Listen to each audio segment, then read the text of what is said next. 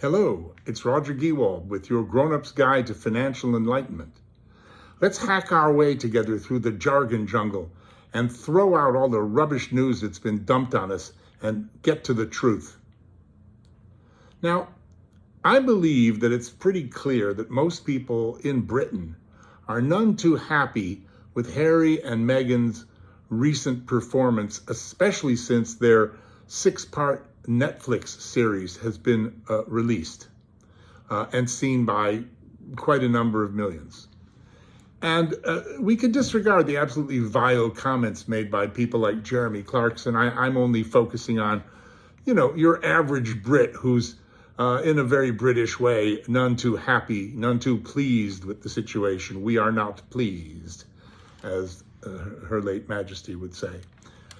In America, however, the position seems to be quite different. Many Americans actually see Harry and Meghan as heroic and heroically combating racism and other antiquated, outdated, and obnoxious practices within the monarchy. Even the Kennedy family, who after all are America's own royalty, awarded these two with a huge public prize recently for effectively combating racism in the monarchy, and being the Kennedys, that cannot be brushed aside or taken very lightly. On programs on which I appear in America, I make all the usual arguments that, you shouldn't air the family dirty laundry, and the monarchy is so old and should be respected and honored and cherished. And in practical terms, that for just over £100 million a year, they bring in close to £2 billion in revenues from tourism and all sorts of other things. But my arguments pretty much these days tend to fall on deaf ears, with people saying to me, yes, but Roger, what if Harry and Meghan are right?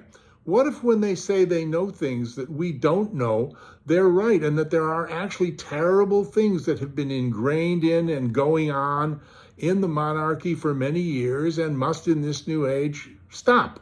What would happen then, Roger, they ask me. Well, I think what would happen is that if Harry and Meghan and or others pushed their arguments as far as they could go, we would see yet another period of huge turmoil, something like Brexit. There would be giant constitutional, political, and economic upheaval and consequent issues to be dealt with and resolved. Following UK Inc. or UK PLC being humiliatingly dumped by Rishi's and Andrew Bailey's friends, as some say, following Liz Truss and Kwasi Kwarteng's disastrous mini-budget, the world and the institutional markets, the international markets, would see us as failing yet again. They would see this as more failure for Britain, more of our being unable to run our country properly, even at the most fundamental levels. And the impact of all of this would be much like what happened for a brief period after that mini-budget. Everything, especially money, would cost more.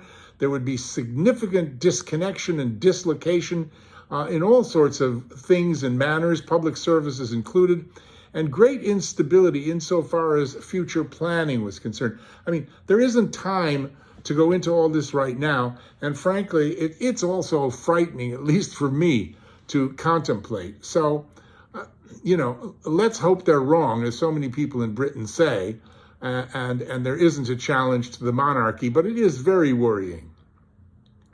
Have a great day. Roger and out.